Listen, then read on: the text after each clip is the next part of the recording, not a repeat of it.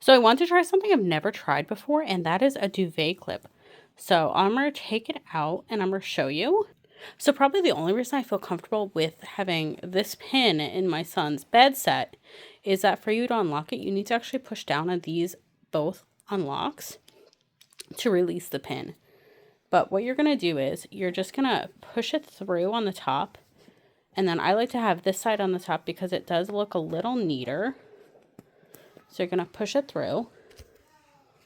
And then you're going to take the back part and stick it through. But on is just stick it through and you just kind of press. And as you can see, it's really on tight. Unless you're going to press the unlock, you won't see it. But you will get like a little bit of like stick out, but because it's in the fluff of the comforter, you don't notice it. So there's a bunch of colors. I just chose navy because it went with the overall theme of the comforter, but I'm really impressed. We'll try put them on all my other comforters.